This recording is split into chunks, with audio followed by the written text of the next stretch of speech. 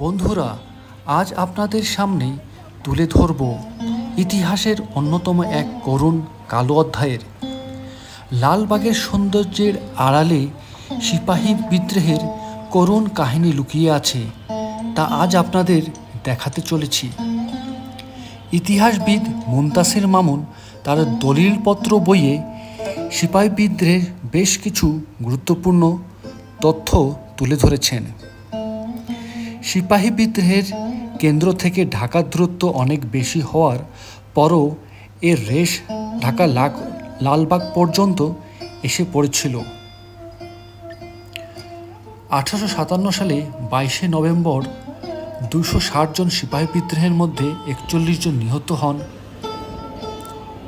আর বাকিরা সব পালিয়ে যায়। ইংরেজদের নিহত হয় 3 জন। এই সেই পুকুর যেখানে নিরস্ত্র সিপাহীদেরকে নির্মমভাবে হত্যা করে পুকুরে ফেলে দেওয়া হয় এবং মাটি চাপা দেওয়া হয়। স্থানীয় অনেকের মুখে শোনা যায় এখনও নাকি এই পুকুরের পাশ দিয়ে হেঁটে গেলে আমাবস্যার সময় পানি পানি বলে সিপাহীদের গোংরানোর শব্দ শোনা যায়। অস্ত্রের অভাবে সিপাহীরা ইংরেজদের সাথে যুদ্ধে পেরে ওঠে না, ফলে তারা আত্মসমর্পণ করে। ইংরেজ বাহিনী তাদের ধরে নিয়ে যায়, বেনেট দিয়ে খুঁচিয়ে খুঁচিয়ে হত্যা করে নির্মমভাবে এবং নিক্ষেপ করে এই পুকুরে, যা ইতিহাসের সাক্ষী হিসেবে আজও লালবাগের কেল্লার পেছনের দিকে স্মৃতিস্বরূপ এখনও দাঁড়িয়ে আছে।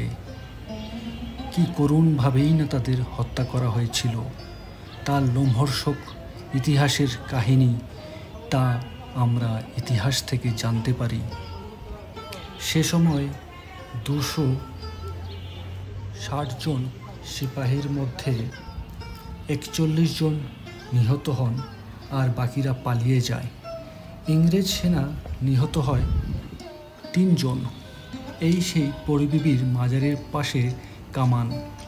এই কামান দিয়েই সে সময় ইংরেজদের প্রতিহত করার চেষ্টা করা হয়েছিল, তা এই কালেরই সাক্ষী হিসেবে দাঁড়িয়ে আছে। চলুন বন্ধুরা, সিপাহী বিদ্রোহের ইতিহাস একটু জানা যাক। সিপাহী বিদ্রোহের সাক্ষী ঢাকার লালবাগের কেল্লা ও বাহাদুর শাহ পার্ক। 1857 সালে 10 মে ভারতে মিরাট শহর ইস্ট ইন্ডিয়া কোম্পানির বিরুদ্ধে শুরু হওয়া ভারতীয় উপমহাদেশের প্রথম স্বাধীনতার যুদ্ধ। সে সময় ভারতের গভর্নর ছিলেন জেনারেল লর্ড ক্যানিং। মঙ্গল পাণ্ডে ইংরেজ সাহেবকে হত্যা করার জন্য ব্রিটিশদের দীর্ঘদিনের নির্যাতন ও বৈষম্যের শিকার সিপাহীদের আন্দোলনের সারা ভারতে ছড়িয়ে পড়ে।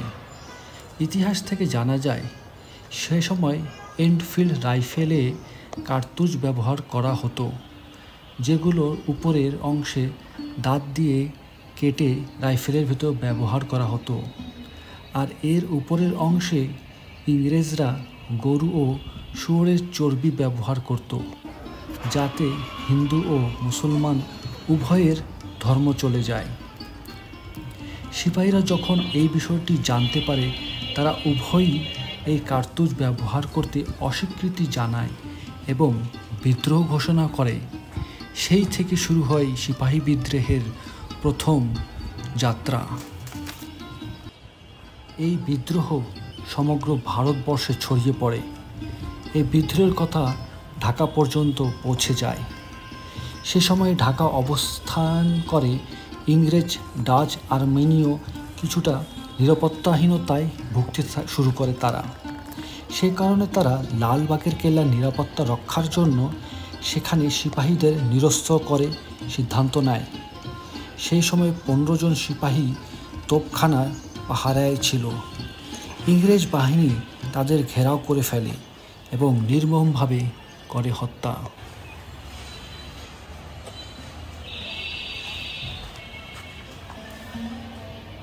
এই সেই মূল ফটক। এই ফটকের পাশেই ইংরেজ নৌসেনারা প্রথম আক্রমণ করে এবং দুর্গটি ধ্বংস করে দেওয়ার চেষ্টা করে। এই দুর্গ থেকে আরও 11 জন সৈন্যকে তারা ধরে নিয়ে যায়, নির্মমভাবে ফাঁসি দেয় বাহাদুর শাহ পার্কে। ফাঁসি দেওয়ার পরে তাদের মৃতদেহগুলোকে গাছের মধ্যে বেঁধে রাখে, যাতে তারা বুঝতে পারে সিপাহী বিদ্রোহের সিপাহীদেরকে কত নিষ্ঠুরভাবে হত্যা করা হয়েছিল। সে কারণেই তাদেরকে ঝুলিয়ে রাখা হয় গাছে।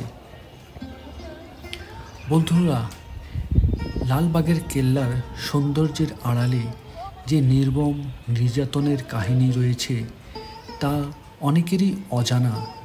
তাই আপনারা যারা লালবাগের কেল্লা ঘুরতে যাবেন তারা অবশ্যই এই শহীদদের শ্রদ্ধার জন্য অবশ্যই লালবাগের পেছনে যে পুকুরটি রয়েছে সেটি একবার হলেও ঘুরে আসবেন। এটাই হলো সিপাহী বিদ্রোহেরকে কেন্দ্র করে লালবাগের করুণ কাহিনী। তা বন্ধুরা, এই ইতিহাস আপনাদের কেমন লাগলো তা অবশ্যই কমেন্টস বক্সে জানাবেন। সাথেই থাকবেন, নতুন কোনো ভিডিওতে আবার দেখা হবে আপনাদের সাথে। ধন্যবাদ বন্ধুরা সাথে থাকার জন্য।